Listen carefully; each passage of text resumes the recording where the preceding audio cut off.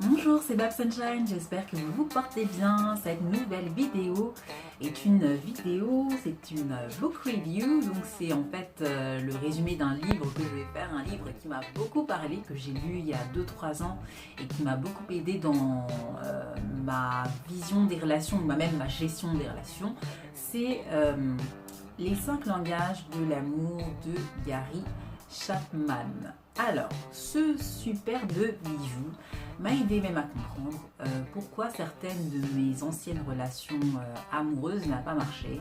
Tout simplement parce qu'en fait, l'amour s'exprime de différentes manières et que malheureusement, on est familier qu'avec peut-être une, deux, voire trois manières, en tout cas celles qui nous sont le plus familières, oubliant qu'en fait, il suffit que l'autre ait vécu dans un contexte qui soit différent du vôtre, où l'amour s'exprime de différentes façons. Il suffit juste de ça pour créer une multitude d'incompréhensions et de quiproquos, alors qu'en fait, vous vouliez simplement exprimer la même chose, mais vous l'exprimiez de différentes manières. Donc qu'est-ce qui se passe quand c'est comme ça? La communication, elle fait ça. Mais je t'aime en te rendant service, mais toi je t'aime en te donnant des compliments, et tu n'aimes pas les compliments, mais moi je te rends service et tu dis jamais merci, et du coup ça donne des qui finalement ne donne rien. Et donc en fait, ce livre, ce que j'aime, c'est écrit par un thérapeute qui, tout au long du livre, tout au long de son métier, même s'est rendu compte qu'il y a beaucoup de couples qui étaient sur le point de se séparer ou qui avaient des problèmes, non pas par manque de communication, mais parce qu'ils communiquaient sur différents niveaux. Et comme je viens de vous le montrer, si vous communiquez sur différents niveaux, pour vous retrouver, bon courage. Donc il a écrit ce livre-là pour aider justement les couples. Il a écrit aussi pour les célibataires et avec les enfants, etc. Parce que ça sert dans la vie de tous les jours et avec tout le monde. Et il a écrit justement ce livre pour aider les couples justement à dépasser ces problèmes et s'entendre, se parler le même langage, mais surtout parler le langage d'amour de l'autre pour que l'autre se sente aimé. Je me rappelle quand, il y a quelques années, j'étais chez une copine à moi, et j'étais à son anniversaire. Et la plupart de ses copines disaient oui, moi mon gars, je lui demande s'il m'aime, je demande s'il m'aime. Et bon, là, je me mets 2 secondes à la place du gars, je me dis oh là là, le gars peut se sentir piégé en mode oh, si je lui dis non, aimes-tu? Si je lui dis oui, bon, c'est pas, si j'avais pas envie de lui dire maintenant, mais bon, je vais lui dire comme ça, je me débarrasse et je laisse tranquille. Oh oui, oui, oui. Et en fait, ce que ces filles-là demandaient, à la lecture de ce livre-là, je l'ai compris, c'est le premier langage d'amour dont je vais vous parler, c'est les paroles valorisantes. Les paroles valorisantes, qu'est-ce que je sais? C'est les déclarations d'amour. Et je t'aime, et je t'apprécie, et je tiens à toi, tu es important pour moi. C'est les compliments. Tu es beau, tu es jolie, tu as un beau costume, oh tu sens bon, oh tu es mignon, oh, tu es mignonne, oh tu es belle, oh cette robe te va très bien, oh j'aime beaucoup ta montre, oh j'aime bien ta chaîne, te va très bien. C'est tous ces compliments-là, ces affirmations positives que vous pouvez faire à propos de quelqu'un. Moi, c'est vrai qu'un jour, je faisais ma première conférence, c'était sur la femme noire et l'entrepreneuriat. Et mon petit frère, justement, m'aidait à mettre en place mon PowerPoint. Limite, il me montrait 2-3 trucs, astuces, machin et tout ça. Et à un moment, on n'était pas très loin de sortir. Et, il n'était pas encore complètement vêtu. Il avait juste une tenue vite fait, comme ça. Et une tantine qui était à la maison qui te regarde en mode mais tu vas pas sortir comme ça. Mais mon frère n'a pas eu le temps de répondre. C'est moi qui ai dit hey, vous connaissez pas ce jeune homme. Il va se saper, il va être mignon comme jamais. Vous ne le connaissez pas. Voilà, ça c'est un exemple de paroles valorisantes. C'est valoriser l'autre par vos mots, par des déclarations, par des compliments. Certains l'utilisent dans ce biais et expriment leur amour de cette façon. D'autres malheureusement l'usent pour faire de la flatterie, pour obtenir quelque chose de vous. Oh t'es mignonne, oh t'es belle, oh t'es machin, oh t'es nanani, t'es nanana. Ah je peux avoir ton numéro. C'est un exemple hein. Il y en a qui l'usent de cette façon. Et en fait, c'est à vous de limite sentir la personne pour savoir si ce qu'elle dit est pour obtenir quelque chose ou si c'est vraiment sa façon de vous exprimer son amour. Mais voici en tout cas la première façon de le faire. La deuxième façon de le faire, c'est passer du temps de qualité. Dans certains couples, dans certaines unions, c'est oh mais la Terre en planète entière passe avant moi, on ne se voit pas, on passe pas de temps ensemble, ah, ça fait longtemps que je t'ai pas vu, ah, mais oui mais on fait rien ensemble, oui mais j'étais à la maison, oui mais t'étais pas avec moi. Oh oui, mais tu m'accordes pas de temps. Au début de la relation, tu m'accordais du temps. Maintenant, tu m'accordes pas de temps. Oh, mais X, A, B, C, D, E, F, G, ton sport, ton... Alors, ouais, si c'est les gars, c'est généralement la femme se plaint de c'est son sport qui passe avant. Bah, d'ailleurs, ce qu'on voit dans les émissions du style Confession intime, la femme, ce qu'elle demande, derrière la critique de tout son temps, c'est au sport, ce qu'elle demande, ce qu'elle veut, c'est passe du temps avec moi. Du temps de qualité avec moi. Il faut toujours écouter les critiques qu'on vous fait parce qu'en fait, il faut écouter ce qui n'est pas dit. La personne, parce que quelque part on a grandi dans une société où on vous exprime ce qu'on ne veut pas. Je ne veux pas que tu traînes avec tes amis. Je ne veux pas que tu traînes avec telle personne. Je ne veux pas que tu fasses ci. Je ne veux pas que tu fasses ça. Mais on a du mal à exprimer ce qu'on veut. La personne qui vous fait des critiques, généralement, écoutez bien la critique, écoutez-la bien, entendez ce qui n'est pas dit. Derrière le ne pas, il y a un je veux ça. Toujours, tout le temps. Tout le temps, tout le temps, tout le temps. Et en fait, là, le but, c'est apprendre à vous exprimer déjà en disant je souhaiterais, j'aimerais, j'apprécierais ceci, cela, cela. Et en même temps, exprimer votre amour et comprendre l'amour, le langage d'amour de l'autre, de sorte à ce que ce qui n'est peut-être pas votre langue maternelle, vous compreniez que c'est comme ça qu'il s'exprime, je vais apprendre à le comprendre, pour moi l'aimer de sa façon, et je vais lui faire découvrir la façon dont je me sens aimée, pour que lui ou elle m'aime de la façon dont je me sens aimée. Et c'est ça qui est bien avec ce livre en fait, c'est que il met la lumière sur ça, parce qu'on ne nous l'enseigne pas ça quand on grandit, on ne nous l'enseigne pas. Les parents vous aiment de leur façon parce qu'eux-mêmes ont été aimés d'une certaine façon, donc il y a certaines choses qu'ils prennent de leurs parents, il y a certaines choses qu'ils laissent.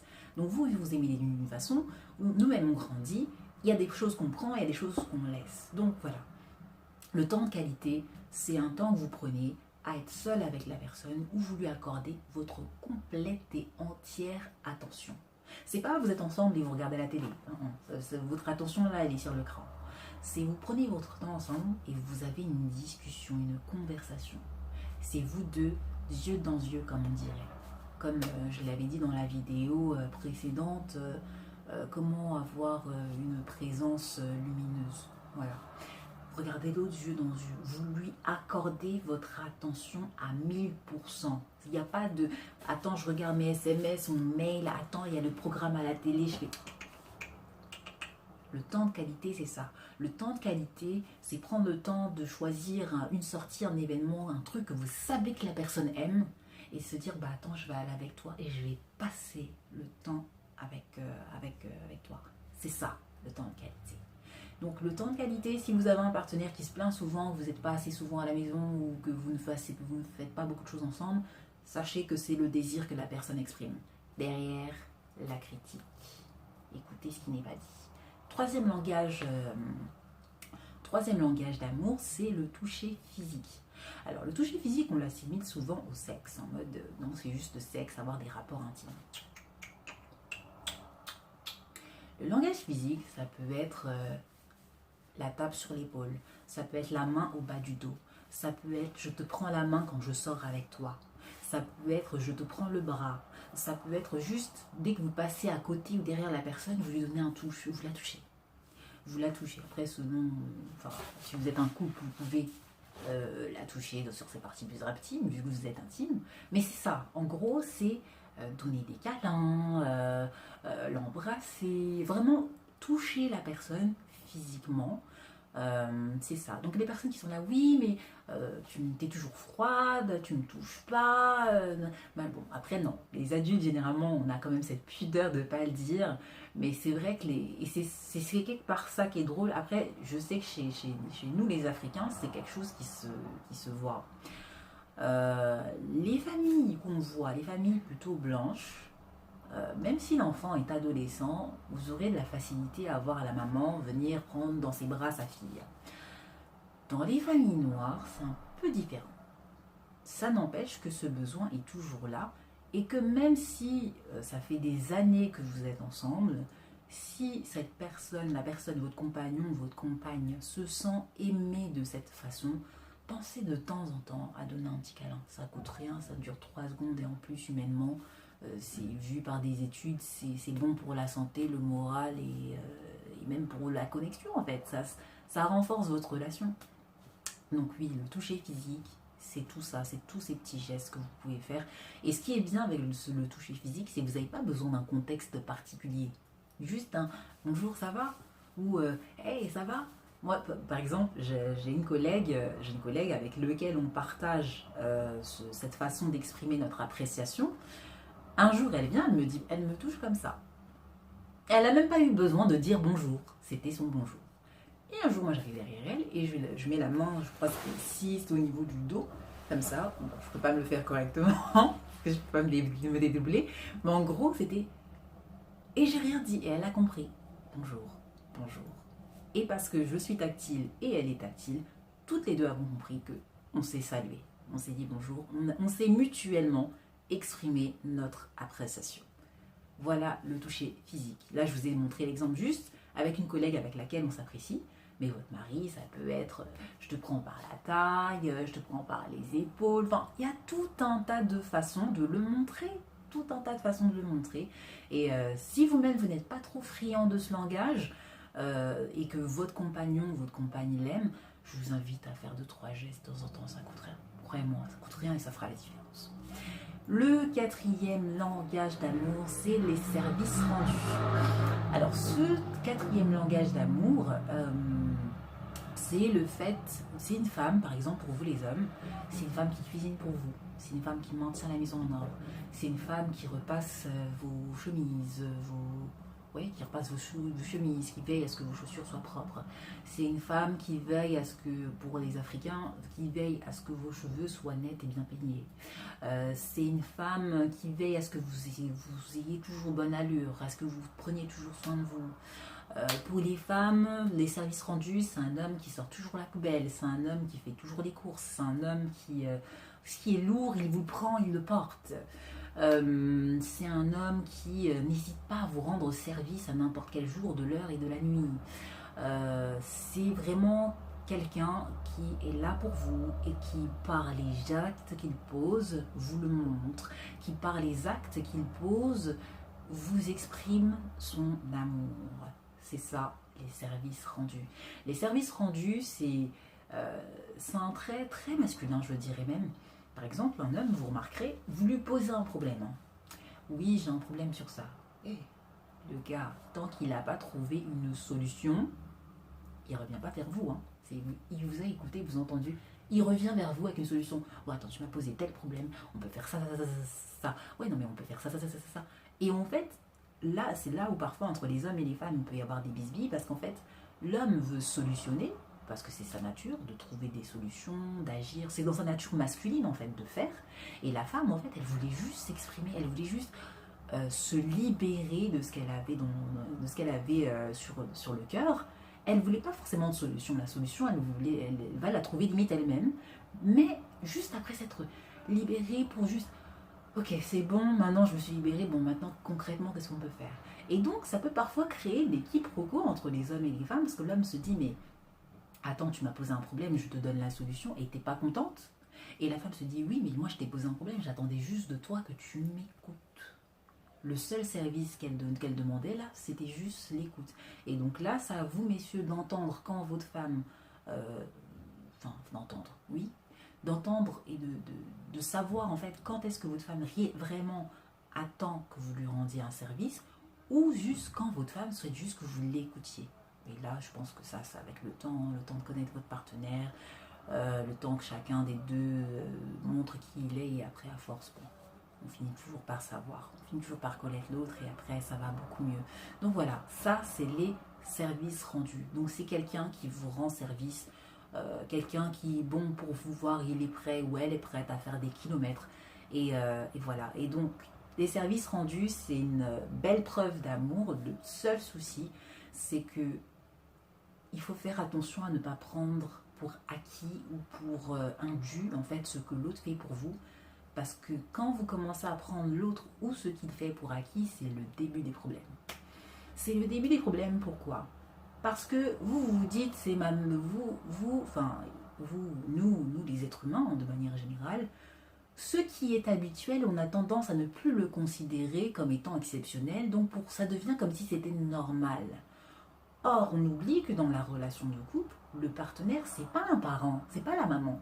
La maman, par exemple, elle vous aimera de manière inconditionnelle, même si vous êtes ingrat. Elle vous aimera. Mais le partenaire, c'est votre amant, c'est votre compagnon, c'est votre copine, votre fiancé. Donc, c'est quelqu'un avec qui la relation, vu que vous êtes amené à rester normalement ensemble sur une durée indéterminée, normalement c'est toute la vie, ou sur une durée du moins indéterminée, vous êtes censé partager votre vie. Pour que ça reste vivant, il faut que vous rameniez de la nouveauté, il faut que vous rameniez de la fraîcheur. Et vous ne pouvez pas ramener de la nouveauté et de la fraîcheur si vous considérez ça comme acquis. C'est pas possible. C'est pas possible. Et en considérant l'autre comme acquis, ce que vous faites trois choses. Un, vous manquez de respect à la personne parce que vous considérez que elle est là, elle va jamais partir. Et ça, il y a des hommes qui se sont mordus les doigts parce qu'ils ont vu peut-être leur épouse rester 20 ans, etc., supporter les temps que les enfants grandissent, les enfants partent. La femme part. Et là, vous voyez l'homme, il est détruit en mode mais je l'aimais, mais je l'aimais. Oui, tu l'aimais certes, mais tu lui as manqué de respect pendant 20 ans. Oui, tu l'aimais certes, mais pendant qu'elle te donnait ce service rendu 1, 2, 3, tu considérais ça comme acquis ou comme un dû. Et là, j'ai parlé des hommes, mais ça peut être valable pour une femme, hein, c'est parfaitement valable pour une femme. Le souci, quand on prend quelque chose pour acquis, on n'apprécie plus et la personne et ce qu'elle fait pour ce que c'est, pour ce qu'elle est, pour ce que l'acte est. Alors qu'en restant dans la gratitude, dans tu fais ça pour moi, je suis heureux de recevoir ça, je suis contente, j'apprécie ce que tu fais pour moi. Et de réellement le sentir, vous allez, vous-même, à votre niveau, dans votre relation et avec cette personne, vous allez vous sentir heureux, heureuse, chanceux, chanceuse, béni, béni, d'être avec cette personne-là, parce que vous allez vous rendre compte qu'en fait, cette personne, elle a plein de qualités et c'est merveilleux d'être à sa côté. Quand je dis merveilleux, c'est pas dans un sens conte de fées, c'est pas dans ce sens-là, mais c'est dans le sens où nos proches ont des qualités, nos proches nous rendent des services, nos proches font des choses pour nous qu'un tiers, un étranger, quelqu'un dans la rue ne ferait pas forcément pour vous. Et en les remerciant, en appréciant, c'est une manière d'attirer aussi à nous la chose de manière exponentielle. Moi, j'ai mon petit frère, par exemple, qui exprime son amour dans ce langage-là, qui est très service rendu. Parfois, quand il fait des choses pour moi, je lui dis, franchement, merci beaucoup, que Dieu te bénisse, merci pour ce que tu fais, en tout cas, je te souhaite le meilleur, que Dieu t'accorde une femme vraiment qui sache apprécier ce trait de caractère à sa juste valeur, parce que c'est super et je suis contente, merci, merci, merci. Et parfois il me dit, ouais mais non mais c'est bon, c'est rien. Je fais non, c'est pas rien, t'étais pas obligé. Une fois je me rappelle, je rentrais du travail, j'étais fatiguée, j'avais super faim, et j'arrive et je vois dans la cuisine, mon frère il m'a fait à manger, tout le monde avait mangé, il m'avait fait un truc qui restait là pour moi. J'ai apprécié, je dis oh, merci beaucoup, j'ai pu venir, je lui ai fait un câlin et tout ça. Et il me dit mais ouais bon, c'est rien. Je dis non, c'est pas rien. C'est un geste que tu as choisi de poser pour moi et j'ai apprécié. Je ne considère pas ça comme acquis, ni toi comme acquis. Sache que chaque geste que tu fais est apprécié. Ok. Bon, après, voilà. Et justement, pour apprécier le geste que fait l'autre et pour donner un geste qui sera apprécié par l'autre, il faut observer. Oui, observer, c'est se servir de ses deux yeux, se servir de ses deux oreilles. Parce que l'autre, en fait, donne continuellement des indices, dit toujours ce qu'il ou elle veut. Oh, il me manque une paire de chaussures. Vous comprenez que la femme, là, elle veut une paire de chaussures. Maintenant, creusez. Au lieu de dire, oh, vous les femmes, vous avez toujours des paires de chaussures, vous avez de toute façon, vous avez toujours des closings, des dressings, même de chaussures, ne te comprends pas pour moi. Pourquoi? Guys, listen. T'as besoin de paires de chaussures, pourquoi? Ouais, mais tu vois, j'ai un entretien et je vais porter un tailleur, il me faut une paire d'escarpins qui va avec. Ou bien, ouais, bon, j'ai un mariage, je suis fille d'honneur, ma robe, elle est de telle couleur, il me faut une paire d'escarpins qui va avec. Ou bien, ouais, écoute, c'est juste pour mon style, j'ai envie de varier un peu au niveau des chaussures, j'ai envie d'avoir telle paire de chaussures qui va avec. Écoutez les gars, c'est des mines, des perles que vos copines vous donnent. Et c'est des cadeaux, c'est le 5e langage d'amour, le cadeau que vous pouvez lui offrir. Qu'est-ce qu'un cadeau? Un cadeau, c'est un objet matériel ou immatériel que vous donnez à la personne et qui manifeste et exprime votre amour de celle-ci. Mais comment faire un cadeau qui va faire, comme je dis, moi je les appelle les cadeaux efficaces, c'est-à-dire les cadeaux qui vont faire en sorte qui font que quand la personne va recevoir et ouvrir le cadeau, elle va sourire jusqu'aux oreilles, elle va vous regarder avec les yeux qui comme ça là, avec les pupilles dilatées en mode oh, mais c'est exactement ce que je voulais. Oh, et le regard dit merci, je t'apprécie, merci d'avoir pensé à moi, tu me vois, tu me comprends, merci, que Dieu te bénisse. Le regard il dit tout ça. Le regard de la personne quand vous faites ce genre de cadeau, il dit tout ça.